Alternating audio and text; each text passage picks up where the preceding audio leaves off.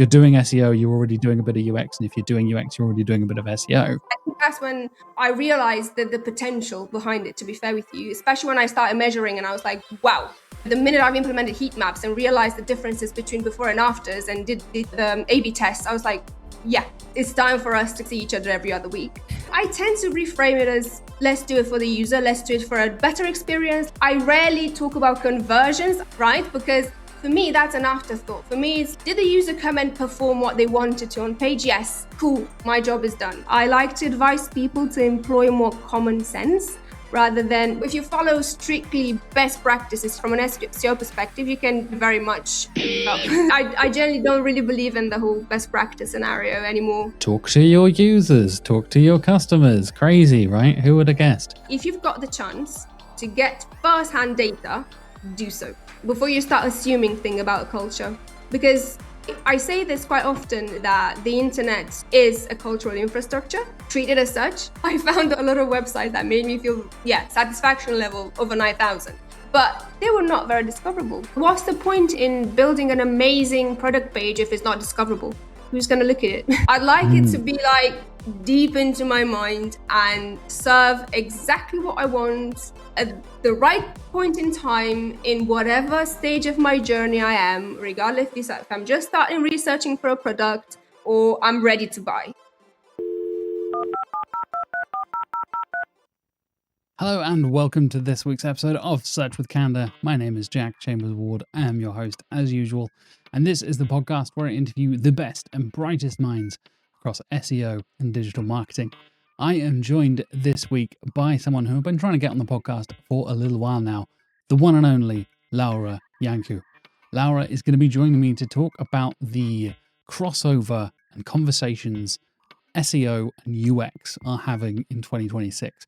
What are design teams saying, and what are UX designers and web designers talking about that we should learn as SEOs, and vice versa? What SEOs could teach design teams as well.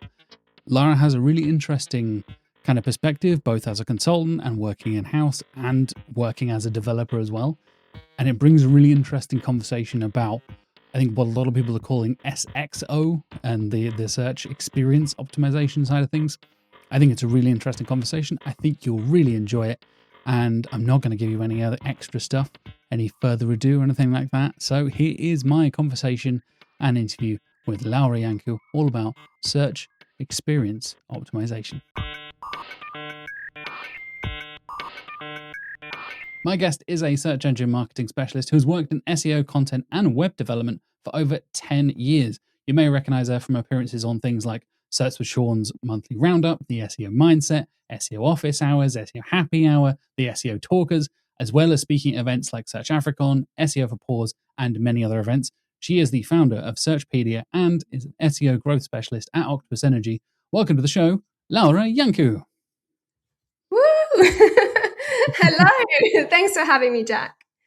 Thanks so much for coming on, mate. It's been, as I said just before we start recording, it's been a long time coming. I feel like we've been planning to do this for so long, and it's so good to finally sit down and I get to pick your brain about SEO and UX and how to work efficiently and translate SEO concepts with design teams, which I think is a really interesting topic that I think a lot of us, both in-house, freelance, agency, encounter that sort of thing. And I guess I'll kick things off with the initial question of why you think it's an important topic to talk about. Absolutely. And I'm really, really happy you've opened this space for I think, an important conversation. We see presentations, we see it sometimes mentioned from time to time on an article, a sporadic article, about the topic. But I think the real ideas happen when you start talking about it and repeatedly, I think. And why is it important? Well, there's so many ways, to sort of go about it. We can be here until tomorrow if you like to. But I think if you want to sort of sum it up, is to make the internet look a little bit better than it is. You can't really have one without the other. I mean, in some ways, if you're doing SEO, you're already doing a bit of UX. If you're doing UX, you're already doing a bit of SEO without knowing so. You probably don't call it SEO if you're in a UX team or a design team in general. You'll mention things like page speed or conversion rate and stuff like that, but you wouldn't necessarily associate it with SEO. until someone like me probably comes in and starts talking about it, and then it starts making sense. And I do tend to avoid acronyms, by the way, because I've noticed that honestly that you lose them.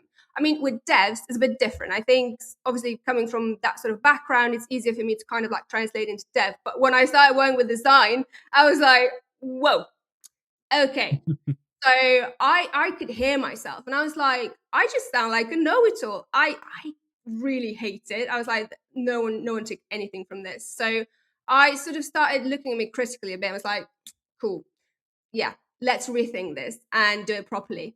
And I think, yeah, the minute I realized that, I was like, cool, I think it's time to sort of do it at an enterprise level. And when I started doing it at an enterprise level, I saw the opportunity to sort of like start talking about it in more, let's say, approachable terms and actually do shit. Oh, sorry, I don't know if you're supposed to do that. Do You can you swear as much swear? as you like, don't worry. Yeah, of Sorry. course. Yeah, sorry. We're all Yeah. adults here, don't worry. Yeah, I hang out with too many potty mouths, so I'm Well, that's normal in SEO, don't worry. that's true, yeah. There we But yeah, go. Oh, I think sorry. it's an interesting, topic, like you said, because there is so much crossover. And I know we've talked about it here in the agency when it comes to our design team and then obviously our SEO team. We find that there is often the best practices, the kind of things you're doing already have. As your opening line there was right, like if you're doing SEO, you're already doing a bit of UX, and if you're doing UX, you're already doing a bit of SEO. And I think for years and years, it seemed like they are a bit more opposed to each other than they actually seem. And I wonder if that is kind of the maturing of both industries in many ways, and things like web development as well, and how all of it feels a bit more integrated and interconnected now than it did, 10 years ago or so. Do you feel the same way? I know, like you said, you have a background in development, right? Was that how you were feeling when you were a developer as well? Absolutely, absolutely. So I started as a developer. Then I realized how much I love web design. And sorry, my cat started. So I did warn Jack at the beginning of this. I was like, she has, what do you call it, main character energy. So yeah, Nice. unfortunately, it's going to be on the background. Um, but yeah, so when I reached that web design phase, I think that's when I understood how interconnected these things are. Perhaps as a developer, I wasn't necessarily like in that space, in that mind space. I was like, just doing this and that, going from staging, production, blah, blah, okay, amazing. But yeah, I think when I actually started using my creative brain and started thinking about the user a bit more and experience that web design environment, I think that's when I realized how interconnected it is with search engine optimization. And that would have been years and years ago, right? And I think it took us this long to sort of start developing the language to communicate efficiently with each other, because we've historically been quite segregated in different departments. Especially if you work in a house, I think it's so difficult to find the time and space to kind of like just do a quick brainstorming session, or just that before thought when you do some user research, for example, right before you actually put together a wireframe to get a bit of um, insight from someone like myself, for example, who can instantly interact with your wireframe and leave some feedback there from a search engine perspective and just take that on board. So what I'm trying to say is that you don't have to be necessarily like always in calls with your UX design team, but sort of have a channel of communication and keep it open, especially before launching an important project.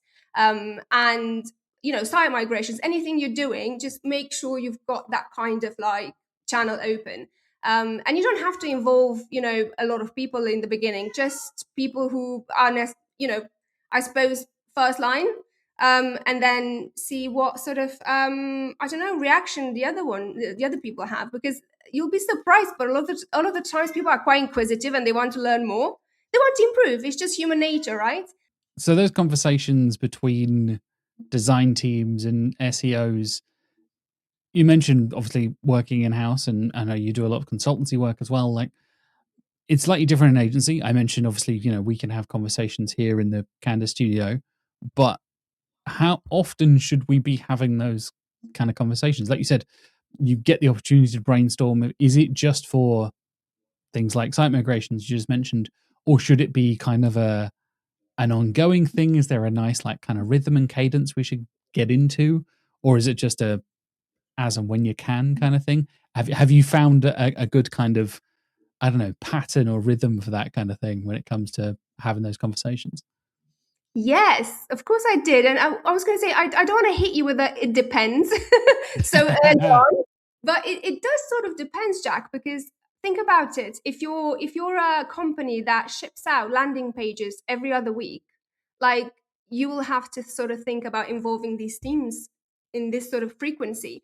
But then if you're launching, I don't know, like a product every month, then I suppose that's when you kind of think about involving the teams or bringing them in the same room and start brainstorming together. Or I'd say think about, depending on what you're doing or the capacity that you work in, whether it's for a brand, in-house, just consultancy, whatever you're doing, think about the importance behind a specific product, service, or just a project that you're working on at the moment, at that point in time, and how much research you want to do beforehand, because that's where you need to start bringing these teams together in the research phase, and only then you can sort of establish the frequency, of what they actually need to sort of get together.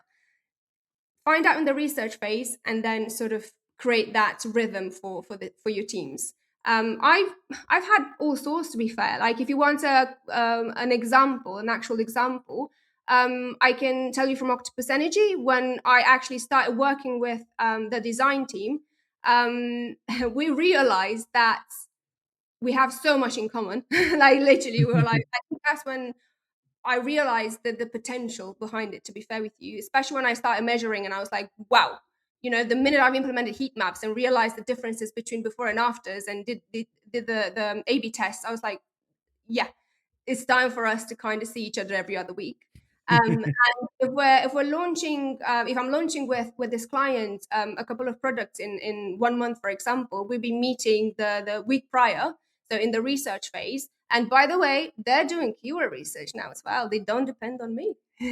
So yeah, that's what I'm saying. People love these things. Like, if you involve them early on and they understand the value from it, they will just go with it, because it's not quantum physics. Like, let's not pretend SEO is like, like, you know, at least the basics, and just keeping it at a nice quality level. I think everyone can do it. Everyone working in an environment such as UX can definitely do it. So yeah, frequency wise, sorry, but it does depend. You've said the SEO catchphrase there, mate. We're off to a Yeah. good start. I think that's a really interesting point. Like you said, when it comes to almost like getting that buy-in, not necessarily literally the money or the investment or anything like that, but the investment of time and energy, and the actual conversations that you're having. How do you go about translating that value if you do need to talk to design teams? Why should we be doing this thing for SEO, and why is that a benefit to them? How do you go about sort of like translating that value and getting them invested, and hopefully then realizing, hey, we're all on the same team, we're all working together, right? Yeah. No, it's a very good question, because obviously, in any capacity, in any environment, you want to look at the value, right? I mean, it's amazing to have great ideas, I guess, but if they're left there, they're just gonna rot away. And then you have to come with the value, and you're absolutely right. And I tend to sort of not say, "Oh, we're doing this for SEO." I don't really use the phrase, let's just do this because it's better for SEO. I normally Nah, it doesn't really work, to be fair. I normally reframe it, and I talk about metrics, I talk about the user engagement, I talk about the user experience, I talk about I like to break down audiences and type of users, for example, depending on what we're launching, or I'm launching with a specific client. I like to sort of envision the user and say, look, for this type of product, you might have someone who just skims through the content. So let's serve, these kind of headings, or let's not bother with like additional resources or millions of CTA on page, or, on this different product, for example, or this different project, we might be needing someone who does deep research, the ChatGPT of users, if you like to, and we need to hit them with like statistics and data and all the likes. So yeah, I tend to reframe it as, let's do it for the user, let's do it for a better experience, let's do it for. I rarely talk about conversions. I will mention it if needed, right? Because for me, that's an afterthought. For me, it's like, did the user come and perform what they wanted to on page? Yes, cool, my job is done. I'm not thinking in terms of conversions in that very rigid way. Obviously, conversions are nice, but for me, it's more important to offer a better experience. That, to be fair, that was SEO is for me. When I started working in SEO, I wasn't thinking about conversions. I was thinking about, I can't find the bloody thing. I want to be able to find it. Literally. Yeah. So yes, conversions. We need to think about conversions. But when I speak to these teams, I rarely mention conversions. It's just user, and more user. Yeah. Nice. That's a really good way of doing it, like reframing everything to focus on the user. And I think it's something a lot of us have been guilty of in SEO is, focusing on, like you said, using the "I did this for the SEO" kind of phrase that we've done it so many times over the years. But actually, what search engines like Google, in theory, especially with all the personalization that's happening right now, you are at the end of the day optimizing for a user and their experience. Ta-da! That's what UX stands for.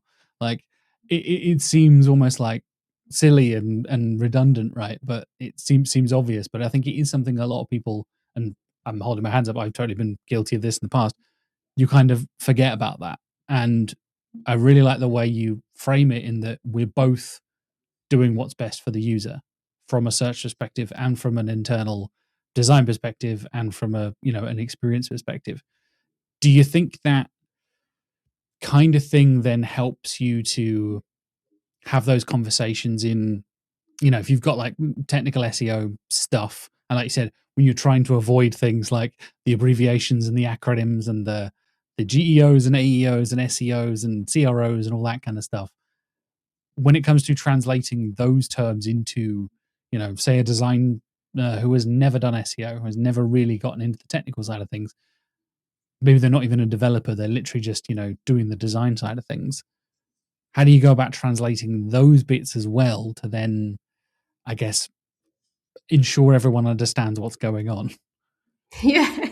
Again, really good question. Can you, just a parenthesis, can you just imagine like exporting a lighthouse report and send it to a designer and be like, yeah.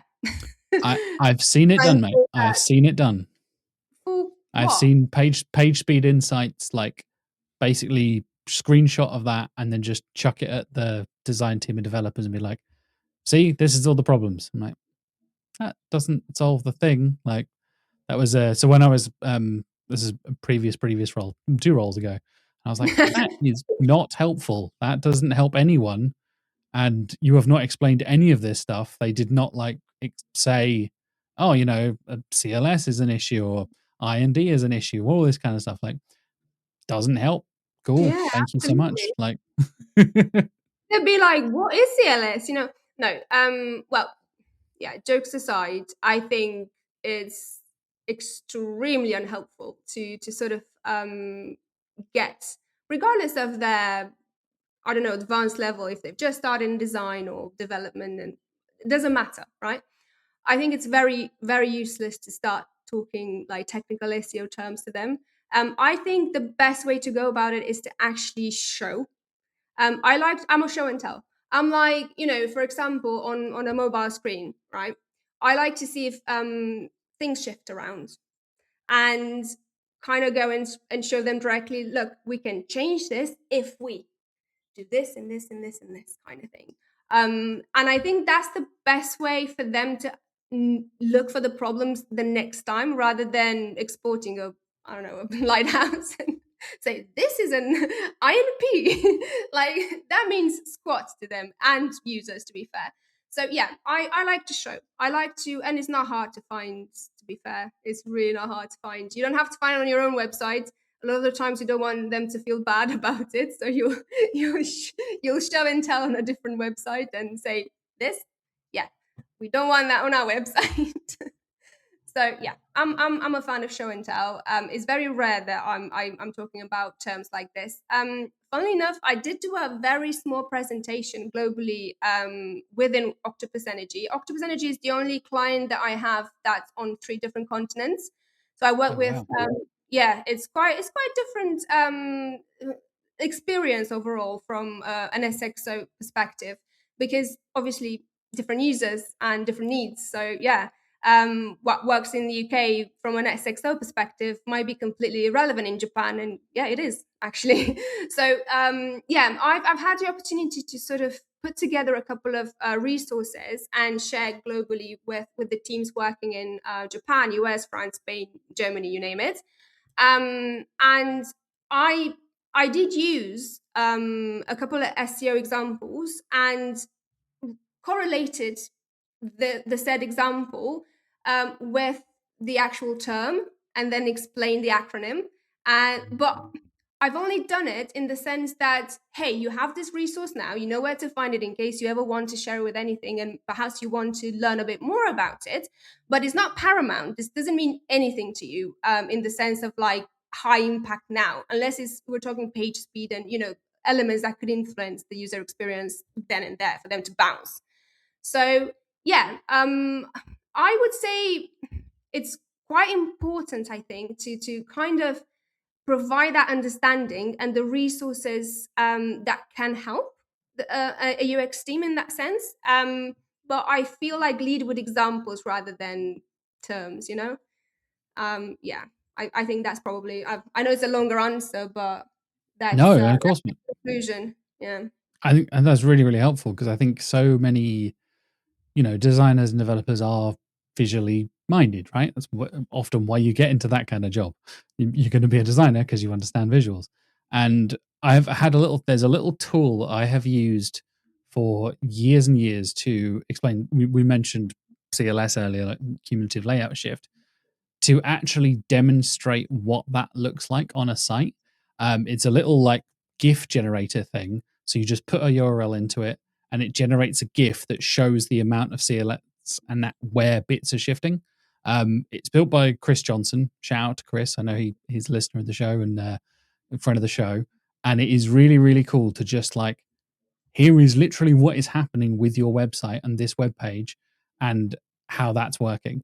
I'll put a link for it in the show notes if people do want to check it out. But it is like, it so quickly like translates that to like, oh, now that makes sense. Like Hmm. the example Google always use for that sort of thing is like, oh, you try and click on a cancel button, you end up buying the thing by accident. It's like the worst case scenario, right? Like Yes. that doesn't necessarily apply, and it is kind of like extreme scenario kind of thing Yeah. there. But actually showing someone on their actual website what is happening, and it gives like like red boxes when things move too far and all this kind of stuff is really cool. But it's just a little GIF. Like it's such a simple little thing of like, here is when it starts loading, here's when it's finished loading, and how much stuff moves. That little bit of visualization can make such a big difference. And somebody else I'll give a shout out to as well.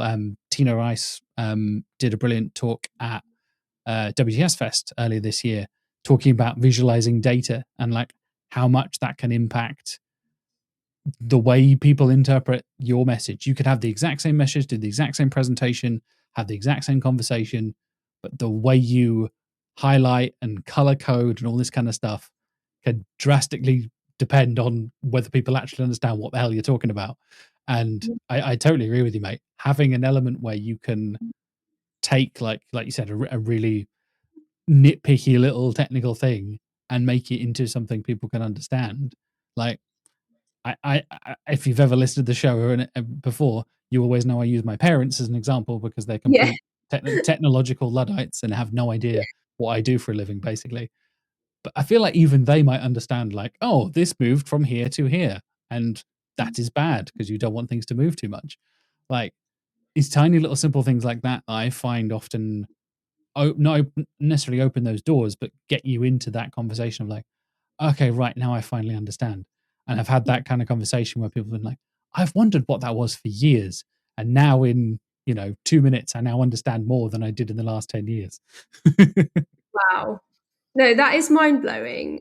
The power of gifts, I guess. There you Love go. that. Exactly. Yeah, you gave a shout to that. I'm gonna have to use it myself.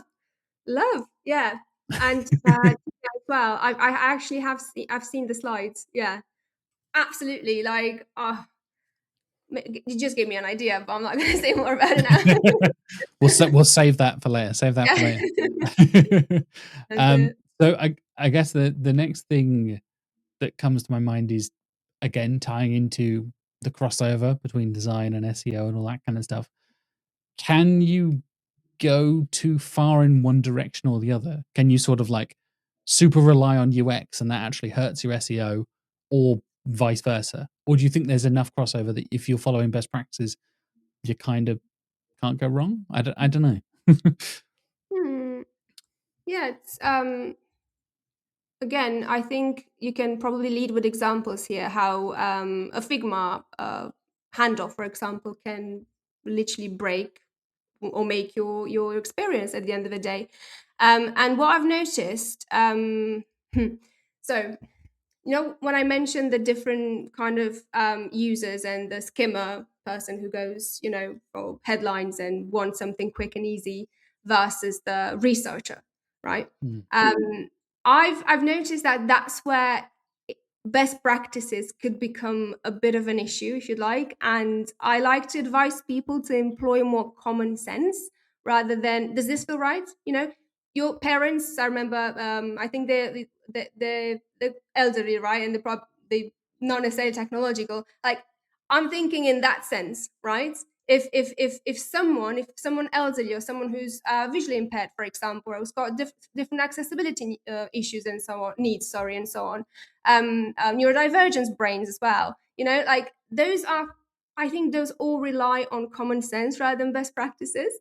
So I feel like we got it good nowadays. Perhaps it was a bit of more of an issue, I don't know, maybe a couple of years ago, but I feel like we reached a better understanding and a better sort of, I don't know, I think it's good now. Maybe I'm a bit sheltered in that sense, but I feel like it's not a big issue at the moment. It When it comes to the user, yes, it could become a bit of an issue. Like, think about like, for example, SEOs wanting a very long page stuffed with elements that will, I don't know, lose the user in the first couple of seconds.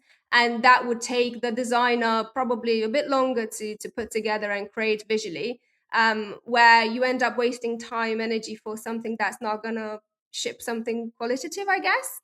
So yeah, if you follow strictly best practices, if you want to call it that, like that, from an SEO perspective, you can very, very much fuck up. Sorry, for lack of a better term, but yeah, like, yeah, think keyword stuffing, think long pages with absolutely no substance there, because yes, best practices. So no, I generally don't really believe in the whole best practice scenario anymore. I used to, when I started getting a bit more serious into SEO, probably 7 6 7 years ago. I used to read a lot about best practices, and I was going by Google Developer, which yeah, we all know nowadays, that it's good, but until it isn't. So you got to engage a critical brain a lot, I think, when it comes to these things.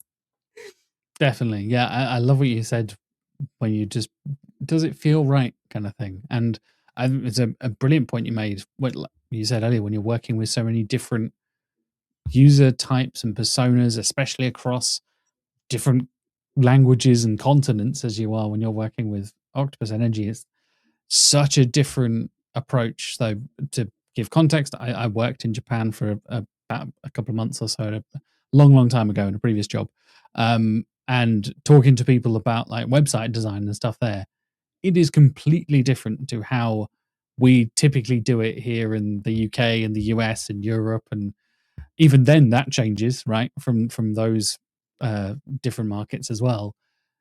How do you, I guess, have that approach when it comes to tackling so many different things at once. If you're looking at the Asian market versus the European versus the US or anything like that, do you kind of go with what feels right for each individual one, or is there kind of like, do you have a kind of rough idea of, from your experience, what should kind of work for each one, or is it very adaptive to each scenario? It'd be a combination of everything you just mentioned. You pretty much answered your own question. Sorry. No, to be fair, I'll add to it. Don't worry. But so because you mentioned Japan, right? So Japan is such a specific culture, and regardless if you're into it or not, you must have seen a movie at some point or read a manga or just been having some sort of exposure to how different that culture is. Now, if you think about it in user terms, it can be mind-blowing, right? Especially for a Westerner, and or you haven't stepped a foot in Japan or in Asia. I come from a more privileged, I guess, environment where I was able to live in Asia for a year and a half, I think, where I Amazing. went. Yeah, it was. I'm always like dreaming about going back. And what I've learned there is that if you've got the chance to get first-hand data, do so before you start assuming thing about a culture. Because I mean, I say this quite often, especially lately, that the internet is a cultural infrastructure, treated as such. Yeah, it's made out of very diverse users, very diverse cultures, and you need to sort of employ that before you start shipping out content, especially if you're not part of that said group, minority culture, regardless who you're creating for. So yeah, first-hand data if you can before you start any type of project, and don't assume you know anything until you speak to someone who's lived it. And if you don't have that opportunity and you say, oh no, I can't do it, I don't have time, resources, and so on, you've got Reddit, you've got forums, you've got, honestly, there are so many ways to do so. There's no excuse of not doing it. So that's my 2 pence on it. And I think regardless of what you're doing, regardless if you're doing just, even if you're just even if you're an influencer or something that works, someone that works in social media, or regardless, if you've got a voice, a platform, or you're responsible of shipping something publicly on the internet, you need to take that responsibility and yeah, do better. We all need to do better. I agree, mate. And I Yeah. think that's like you said, it's getting firsthand data, like actually talking to people. As much as we were just talking about, obviously the conversations we have as SEOs between developers and designers as well, but actually, God forbid, this has come up a couple of times on the show. Talk to your users, talk to your customers. Crazy, right? Who would have guessed? But it's often not as simple as that. Sure, you can, the example a lot of people give is speak to the sales team. What kind of things are they finding? If you're working in e-commerce, what are people saying about the product? What are people saying about the service? All that kind of stuff. You made a brilliant example there of like, have a look on social media, have a look on Reddit and forums and things like that of what people are saying about, often people talk about this from like a brand perspective, right? This is the big conversation we've been having recently when it comes to LLMs and AI search and all that kind of thing. But I think you're totally right. This hugely applies to UX and SXO as the crossover acronym we mentioned earlier. That is such an important part of understanding how people are interacting. You mentioned heat maps earlier, right? Like that being a brilliant way of understanding. My favorite one I've seen from things when people get frustrated, you get like the rage click section. Yeah. Is this thing supposed to be interactive and it's not interactive, or they're trying to go back and the back button doesn't work, or something like that? There's loads of different things, but it tells so much about a user and their experience. Again, there's the key word, right? Yeah. No, what what are, absolutely. what what are some of those ways you go about, I guess, collecting that data and having those conversations? So I do tend to rely on also us quite a bit to sort of pull that data from a different region. I do combine it sometimes with what I've got already from sales team. I sometimes share my findings with them. I sometimes encourage them Mm. to use their credit or purchase a subscription to kind of like compare. So yeah, I do love to expand on that before I actually come to a conclusion. I like different sources of data, but I still think that first-hand data is the most useful when you create for a user, when you're thinking about the user experience and their journey, from both a SEO perspective, and so discoverability, and also how you interact with the elements on page.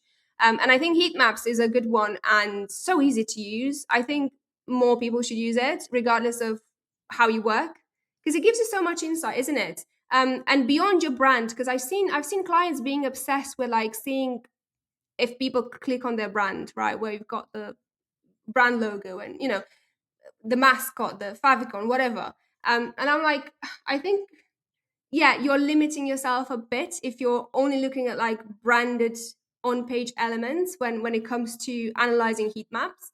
Because at the end of the day, even if you're just in your awareness stage, let's say you're a new brand and you want people to know you, it's still, you still want them to have that experience, that nice experience to come back to your page. So yeah, I'd say a good advice would actually be to sort of invest more into heat maps. You've got Hotjar, you've got Clarity, you've got a lot of tools out there, some with on a free subscription depending on your website, that you can employ. Yeah, be more proactive, I guess. Nice. Yeah, I think being proactive is something more of us need to be doing. You mentioned earlier, like do better, be better. Like often get kind of stuck in a passive, like, oh yeah, keep doing the same thing and keep doing something until it doesn't work kind of thing. I think a lot of us in Yeah. SEO have been guilty of in the industry. Is there anything specifically, and again mentioning your experience as a developer, but from having these conversations with the sales teams, with the design teams, that you think SEOs would benefit from learning more about? Like, what design principles or UX ideas do you think we should be paying more attention to as SEOs? Hmm. I like that. There are a couple of things. I'd say start with the basics. Look at information architecture, for example. Look at how things flow naturally. Analyze your favorite websites, if you like, and see why do you like Mm. those websites, and try to sort of replicate and think about where SEO could actually help expand the value of the said page. Is I've found a lot of times really nice looking websites that made me feel, that John Hamm meme where he's like, the anyway. Generally, I found a lot of websites that made me feel like, yeah, satisfaction level over 9,000, but they were not very discoverable. I only did because I'm a nerd and I'm on the internet all the time and I'm looking for stuff. But I was thinking, wow, like this page deserves to be in top five at least. It needs to be seen by more people and so on. So yeah, I think, to sum it up, I guess it'd be a case of like find out what you like. It's really important to find out what you like. What makes you want to come back to a website, and see how you can see, let's say, analyze the UX elements that make sense, and sort of create those hearts for you. I don't know, my English is leaving me right now, but No, no, no. I totally get what you mean, mate. Like, yeah. there's a bit of it, like advice I always give to clients is actually use your own website. Try and buy a thing or complete a form or find a blog post or whatever it is, and actually be a user on your website. And if you're an agency, if you're in house or whatever it is, use your client's website as if you were a customer and browse around and have a look and all that kind of stuff.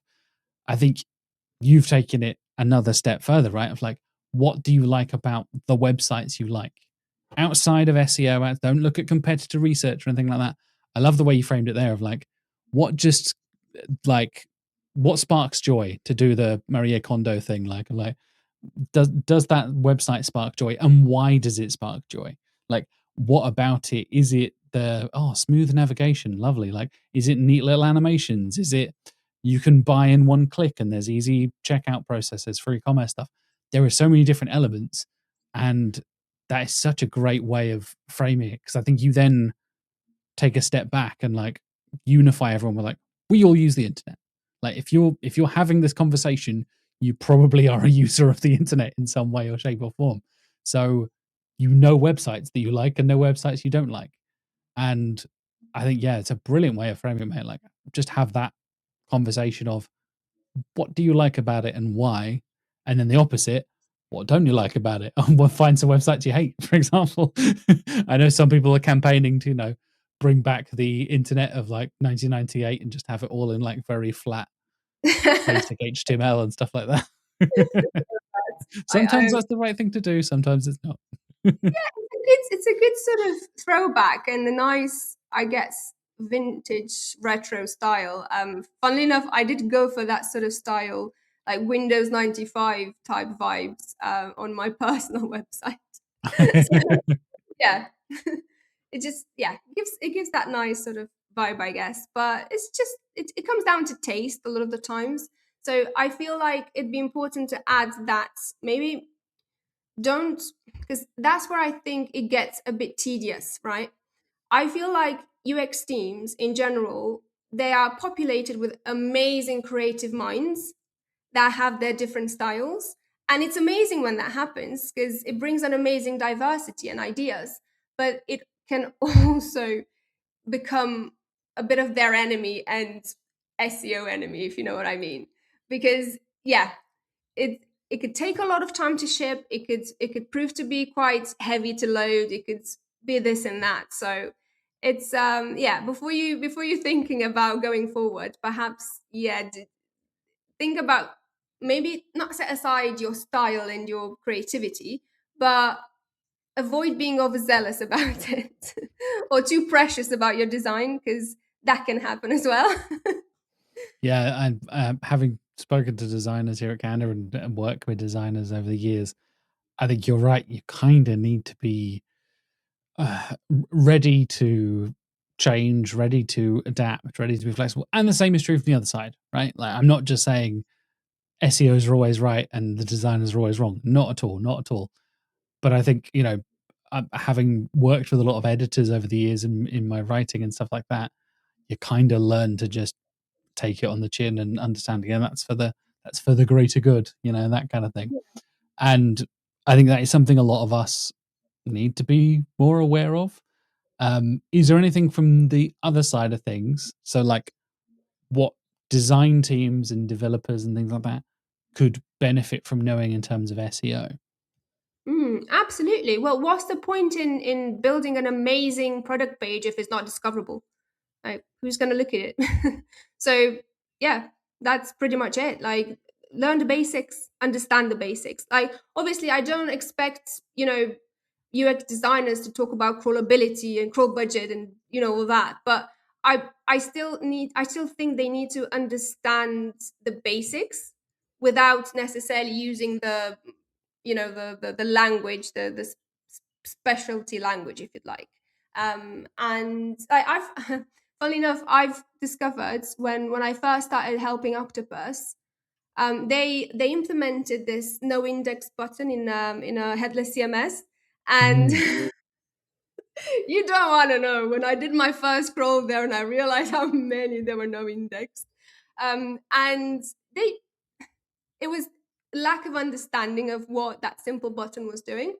And the minute I started showing, look, this page isn't on Google, because you've ticked this, it started making sense, and now no one does it. So yeah, well, mind you, we've done a massive migration since then, changed the CMS, and I had more input and what to add and all that, which was quite nice. But yeah, like, they definitely need to understand the basics of search engine optimization, just basics. Is it on Google? Cool. I think, like you said, I think that's true. Exactly as you're saying there, from both sides, right? Get the fundamentals and the basics, and you can be more present and more aware in those conversations. And like you said, you don't need to completely retrain yourself and do 2-3 different jobs at once, but having a really like foundational understanding of why this works, why this doesn't work, can really help. And I think that leads us on very nicely to the present, the future, having a look at things like, we mentioned it a couple of times already, obviously, AI search, agents, agentic commerce, agentic search, and all that kind of stuff. Do you think, I guess it's kind of a two-part question of, do you think AI search is already affecting how SEO and UX are seen? And do you think that will continue to change as AI search and agents are, in theory, more widely adopted in the future? The short answer is yes.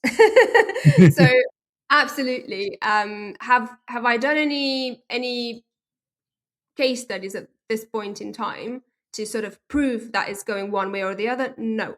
But I'd say my first hand instinct and the experience I've had so far, I can see how it's already switched. Like, think about all of the advice that started coming up probably last year in October, November up to present day, of how you're supposed to serving your content now. It's supposed to look this and that, chunking, you name it. Like, there's been quite a lot of trial and error, I think, from various big players to sort of see what sticks, if you like. So I'd say both SEO and UX are quite related in that sense. But at the same time, I don't see any, let's say, palpable evidence at this point that there's been a massive change. But I think there will be, especially when we're going to start being more agentic heavy. I think that's when we're going to start feeling it properly. And I think that's when we're going to start um, shipping or perhaps thinking about different type of content. Um, like, if you've watched the Google I/O releases, I think it was a couple of weeks back. They were introducing this like dynamic input field that keeps expanding and expanding, and it was Yep. multimodal. Like, you could upload like voice notes to find out a song, or you could upload an image, any all in one space, pretty much. So I'm already seeing that as a bit of a, I don't even know, again, for a lack of better word, a bit of a minefield. Um, we'll see, I guess. What I would advise at this point in time is to actually like follow your content very, very closely. See what comes up in whatever large language model is relevant for you, because if you that's important as well. You don't necessarily want to be in all of them, I guess. Like, if your brand is not, your users are on Copilot, like, why would you want to optimize for Copilot and so on? You know what I mean? So find those large language models that are relevant to you, to your brand, client, and so on, and see what content you've got already there and what does it look like, and start testing. Forget about someone telling you to chunks. Forget about, just do your own thing. Do your own thing and see what it works. Like, I never listen to stuff. I'm the worst. Like, I would listen to podcasts and read articles and so on, but I'm still gonna do what I think it makes sense. And then obviously, if I'm wrong, I'm wrong. But I learn. That's how you learn. Well, to quote Yoda, failure is the best teacher. So yeah. There you go. Do or do not. There is no try. Right. Yeah, I'm gonna take an idea I think you added to the show notes of the hypothetical, like, perfect website, which I love the idea of. What do you think? And maybe we can, brainstorm this together a little bit and think about, with this again impending doom era of AI search and agents and all that kind of stuff, and people building websites with AI now and everything like that. What does the perfect, ideal website that is perfectly optimized for search and perfectly optimized for user experience look like in 2026 and beyond? Where would you start with that, Laura? I will make it all pink. No. Hey, that's on brand for Candour. I'll take it. Like, yeah. Well, it's my favorite color, so that's why I said pink. But no, I'm a girl, so yeah. Is the mic still on? I keep touching it and I'm like, so I tell you what I'd want this website to look like. I would want it to sort of read my mind.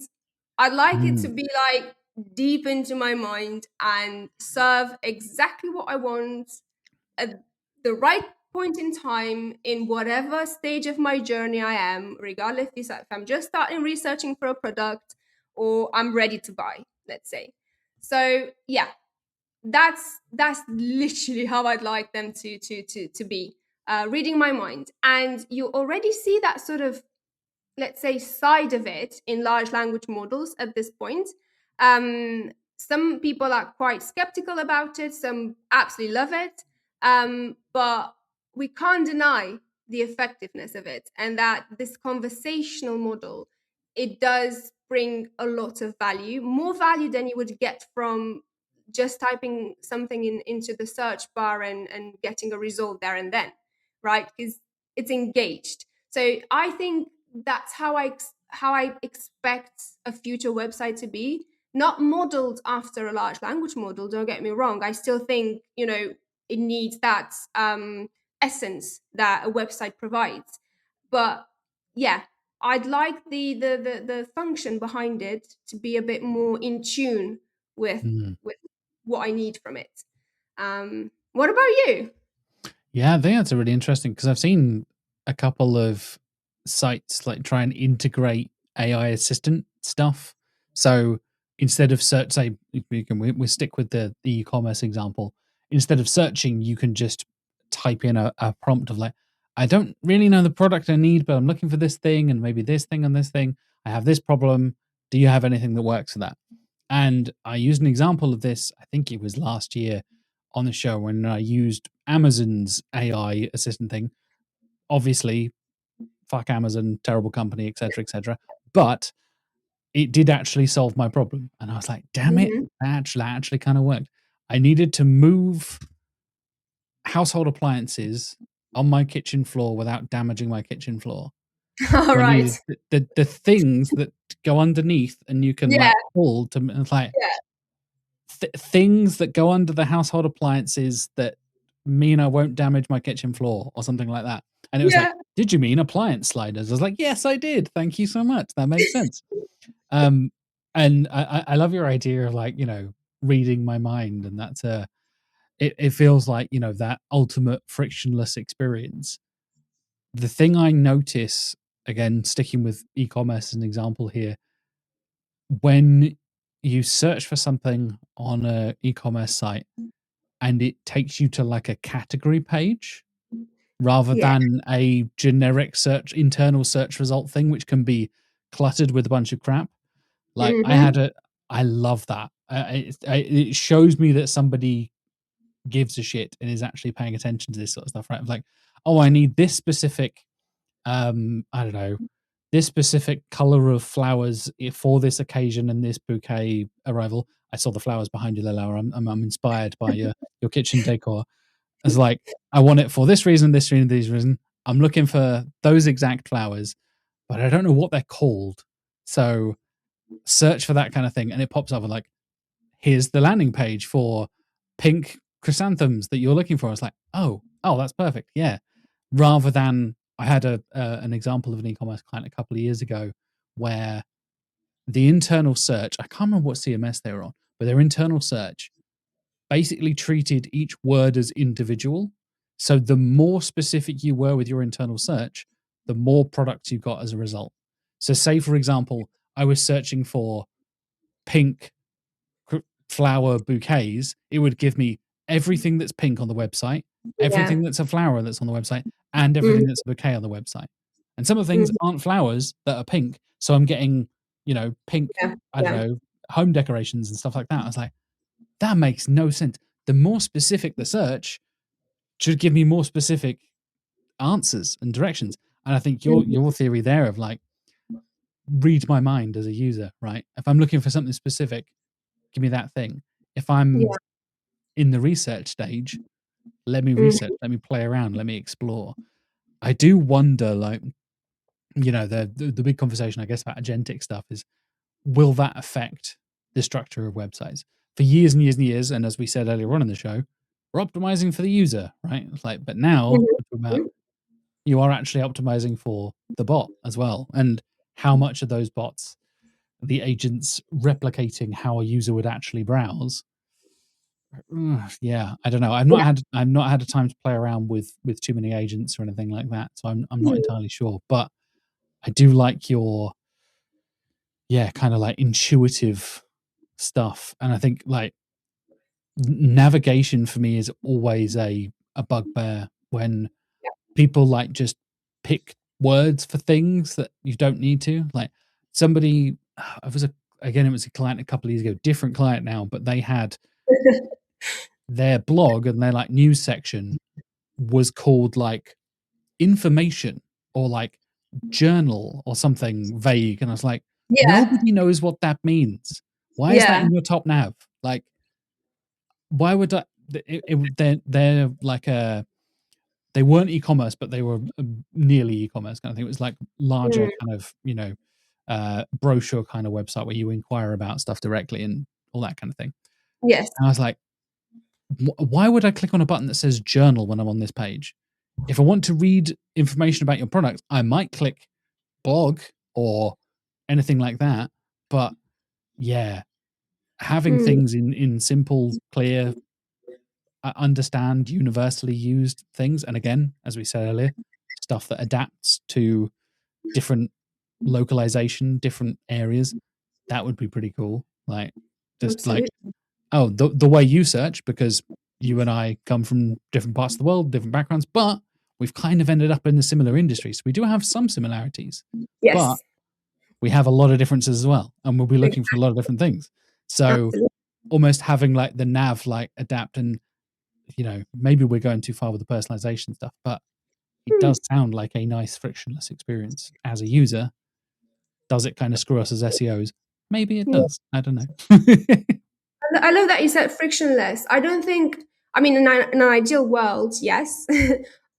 Yeah, friction is bound to happen, isn't it? You can't, there's no, if there was one individual user and that was it, then yes, obviously you could create it frictionless. But that's the thing. I don't think there's going to be a sleek, frictionless experience. Better than it is now, yes, but not entirely frictionless. And you just reminded me because you mentioned that client of yours that had an internal search um, configured based on just keywords.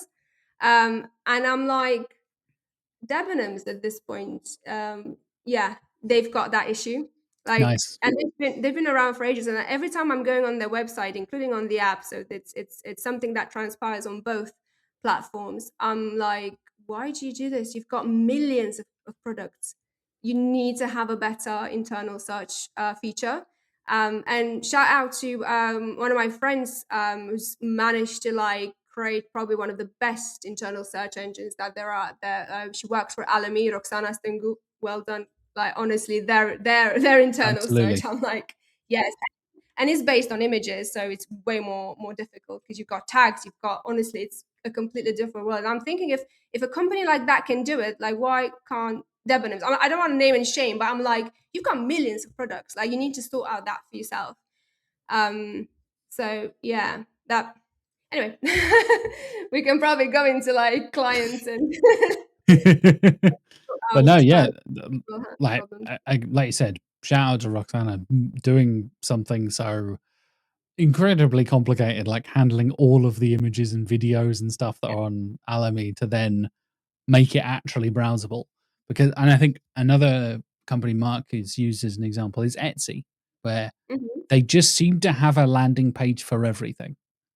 No matter Yeah, how incredibly specific your search is, whether external and you land from organic or internally searching, they seem to have a page for every variant of everything.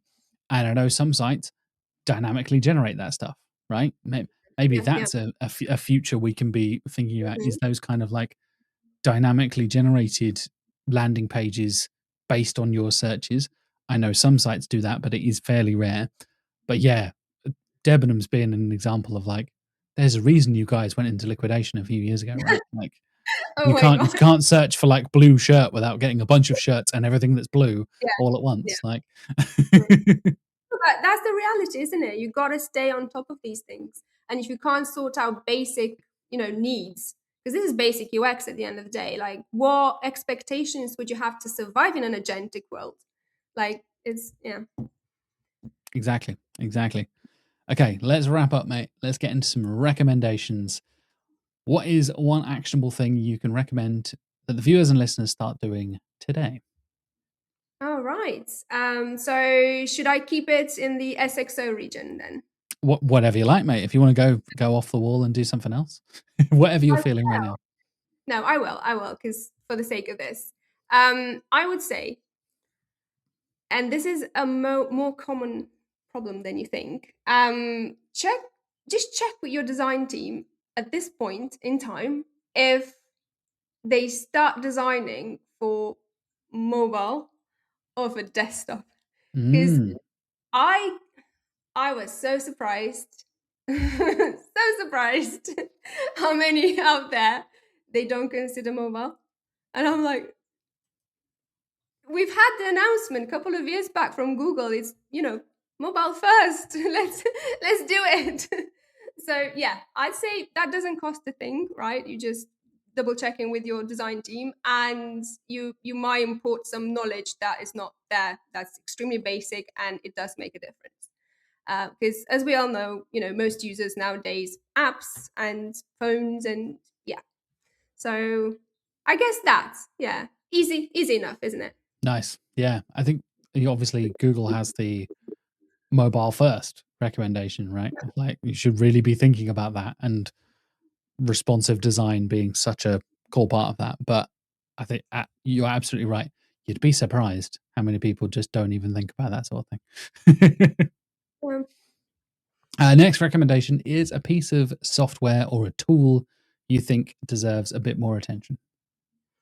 I'm gonna say also asked again. I know I've mentioned it before, but I think I don't know. We are not paying Laura to make Sorry. this Yeah, announcement. Everything is fine. to be fair, I was using it way before I've known you two. So yeah, Same, yeah. same. I used all. That's how I have first heard of Candour. So, But I found out that it's easier for me to share a tool I also asked, and more relevant in the long run and useful, when I share with not just the UX team but teams across different departments, because they feel extremely knowledgeable when they get to that data, and they're like, ooh, all right, amazing.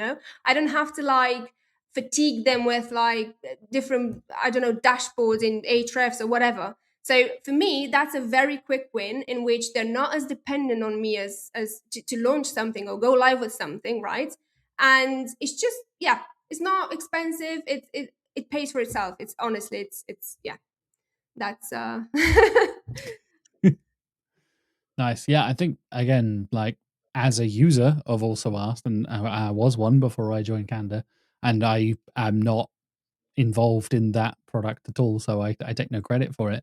But again, it's that visualization element, right? If you can take something and take that visualization and create that like query tree and visualize things like query fan out and yeah. how people are asking those questions and what the kind of you can almost like track people's thinking of like, okay, so if you're asking that question and you're following that thing and then you go over there and then you do that thing, it's like, oh right, yeah, okay, that does make sense.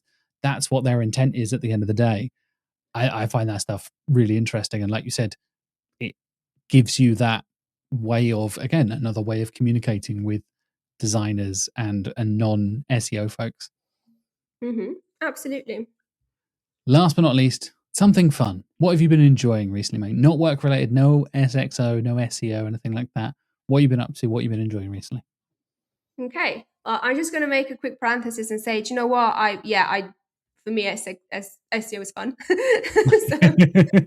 it really is. You know how people doom scroll normally, and yeah, I would doom scroll, but it's a lot of the times related to SEO. I feel like 50% of my information comes from doom scrolling. So yeah, but no, I'm gonna just recommend quickly an author, if that's okay. It's she's pretty much rekindled my passion for writing. It's a Japanese woman called Sayaka Murata. I think I said it right. It's contemporary Japanese literature, very easy to read, a bit dystopian. So yeah, but with like very mundane elements, day-to-day elements. So it's quite, it takes you into some really nice places, I think. What else? Been playing God of War, Ragnarok. I'm preparing for the new Yes, release. amazing, Yeah, amazing. yeah. Yeah, And I don't think I've read any of Murata's stuff, but I know Convenience Store Woman was like their big breakout hit. yeah, That was that yeah, 10 years ago. I remember yeah. that being a big thing. Ages. And Yeah, I have got Earthlings on my like ebook thing. It's not a Kindle, it's a Kobo thing, but yeah. on that, I've been meaning to read that. I've heard amazing things about it, and It's amazing. yeah, need to Yeah, get stuck give in. it a read. Give it a read. It's amazing. And Yeah. yeah, God of War. You're speaking my language. Like I'm so hyped for God of War Laufey. Like Oh my god. the Yes. I've been revisiting like bits and clips and references and stuff, as I'm sure you've probably seen as well. Like the amount of people who are now reanalyzing moments from The Ragnarok old, and the yeah. 2018 version and being like, so that is probably setting this up in like phase story and this is there and all that kind of stuff. Mhm. And I think that the soon to be trilogy, I guess, that series is such an incredible like testament to reinventing yourself and rebuilding yourself and like taking something that was successful in a completely different way and Yes. then turning it into something completely new that still somehow feels The essence of the old. authentic and relevant. Exactly, has the Yeah. essence and the spirit of the original in many ways. And yeah, I think those moments where you see, you know, Kratos's rage or his guilt or his past bubble up to the surface, like the moment in the first game where you get the Blades of Chaos and he You realizes, got goosebumps, mate. right, Like, he goes and like wraps the chains and realizes, and you've got is it Hera there, I think, or Athena, yeah, like the ghost saying, Athena, I think it was. Yeah. it's Athena, isn't it? Yeah, it's saying like, you, in order to be the man you need to be and the father you need to be the monster again. And it's like Monster. this Yeah. So, oh god. reclaiming of his past. It's like, he's so good. It's so good. Oh, I can't wait. And Is that's this the your thing. first time through Ragnarok, or have you already played it before? No. So Okay, thank God, I'm thank God. preparing for the new release. Nice. No, to be fair, yeah, I'm bad at like replaying games. I've always been like that. I get obsessed with like one game and I will keep repeating it. I was like that with the Witcher as well. I remember Oh, I mate, can't the wait for Witcher the series new is one. amazing. Yes. Yeah, name my cat after a monster from Witcher. So yeah, but that's it. Yeah, I get quite into one game and I'll repeat it until I sort of want a bit of space, and then I might revisit in a couple of years. Funnily enough, I'm probably going to get back into Skyrim now, so very Nice. random, I know. But I yeah, had a couple of friends get back into Skyrim with like a bunch of mods and stuff, because you yeah, can. I've always been a console person. Now you same. can obviously do mods on PS5 and stuff like that. Yeah. So I'm like, oh wow, yeah, that like completely reinvents and changes the combat, changes the graphics, changes this, changes that, weather, all this kind of stuff. You can completely change the game essentially, like and how you interact with it. And I find that stuff fascinating. Um, What faction do you normally go with in Skyrim? uh, um, I think I originally did Stormcloaks, if I remember correctly. Yeah, Despite I don't know why I thought Stormcloaks. despite them being questionable, but like Yeah, all the factions are kind of questionable at the end of the day, right? yeah. Like, how about you? I wonder if you can guess actually. Oh God, I'm trying to remember the names of the other factions. Jesus, it's been so All right, I'll long. make. So first time ever, I played as an Imperial. Okay, yeah, And then the last playthrough I had was as a Khajiit because yeah, and I made the cat look exactly like Leshy, amazing, amazing. like the eyes, everything. I was like, yeah, I'll see what I'm playing with next. But I think yeah, I like at the point where you can actually turn into a vampire. So you when you Mm, start hanging out with Serana, and yeah, that's yeah, probably my favorite part of the game.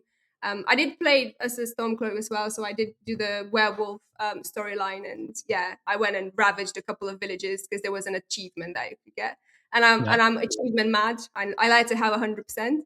So yeah, I think we can nice. probably do another one just about Skyrim. Absolutely, yeah, we should do a whole separate Skyrim. I have so many, Yeah. like, memorable stories and stuff like that. I'm just like, "Oh, yeah. I remember, like, defending that city and then transforming into a werewolf mid-siege and just Mm, slaughtering everyone and, like, absolutely yeah, crazy stuff like that." Yeah, so much amazing. fun. I feel I probably should revisit it at some point, go back and Do enjoy it. it. Well, You can't we should, like, do just it. start like, I'm not sure a co-op thing, but, like, start at the same time and, like, let each other know how it's going. "Oh, did you choose this? Did you choose that?" Like, go through that journey. I'm here if you are. Well, before we spend another hour talking about video games, which I'm sure we could, let's wrap this up with where can people find you, Laura? Where can people keep up to date with what you're doing in SEO, SXO, and all that lovely stuff? Okay, so my first channel would probably be LinkedIn at this point.